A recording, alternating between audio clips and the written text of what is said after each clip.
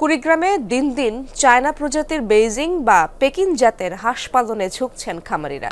উচ্চ ফলনশীল এই হাঁস মাংসের চাহিদা পূরণ করছে, পাশাপাশি গ্রামীণ অর্থনীতিতেও প্রভাব ফেলছে। ভাগ্য ফিরছে খামারিদের, বাড়ছে কর্মসংস্থান। Vision hot and cool AC 4-ওয়ে সলিনয়েড ভালভ টেকনোলজিতে হিটিং ও কুলিং দুই মোডেই কাজ করে সমানভাবে। Vision hot and cool AC. শ্বেত শুভ্র এই হাঁসগুলো পেকিন জাতের, বাজারে বেইজিং হাঁস নামেও পরিচিত। কুড়িগ্রামের রাজারহাট উপজেলার মীর মোশাররফ হোসেন বছর দুয়েক আগে বার্ড ফ্লুর থাবায় 10,000 ব্রয়লার মুরগি হারিয়ে সর্বশান্ত হন।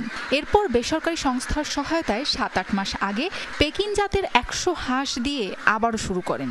এখন সংখ্যা দাঁড়িয়েছে হাজারের কোটায়। নিজের ভাগ্য ফিরিয়ে এলাকায় অর্ধশত নারী পুরুষের কর্মসংস্থানও করেছেন মোশাররফ।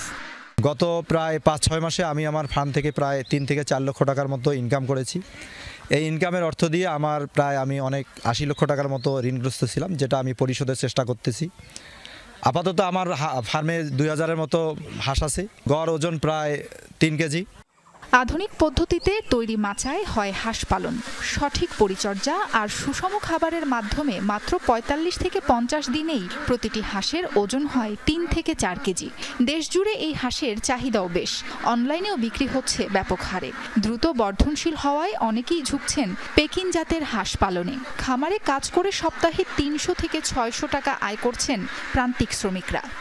এলাকা 2-4 জন এখানে কাজ করে খাইতে পারে, এটা আমার মতে খুবই ভালো এবং লাভজনক। সপ্তাহে 2-3 দিন এইখানকার নারী পুরুষ প্রত্যেক দিনে 500-600 টাকা ইনকাম করতে পারে। ঘরোয়া পরিবেশে এইটা আমরা পরিষ্কার পরিচ্ছন্নতা করি এবং হালাল প্রক্রিয়া জবাই করে আমরা এটা বাজারজাত করি। হাজিরা হলে 300 টাকা দেয় হাজিরা, আর পিস হিসেবে কন্ট্রাক্ট যাই যত টাকা পাবেন অত।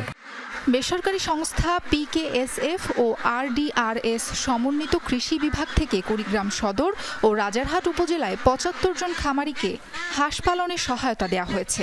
খামারিদের কারিগরি সহযোগিতা দিচ্ছে প্রাণী সম্পদ বিভাগও।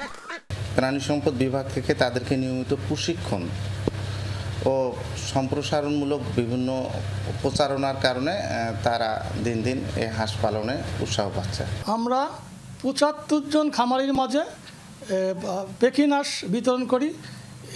এই পেকিন হাঁস পালনের ফলে যেমন একদিকে কর্মসংস্থানের সুযোগ সৃষ্টি হয়েছে, পাশাপাশি তাদের আর্থিকভাবে লাভবান হচ্ছে। সপ্তাহে অন্তত 3 বার 250 থেকে 300 হাঁস প্রক্রিয়াজাত শেষে গ্রাহকের জন্য বাজারজাত করেন খামারিরা। সাবরিনা লিজা, যমুনা নিউজ।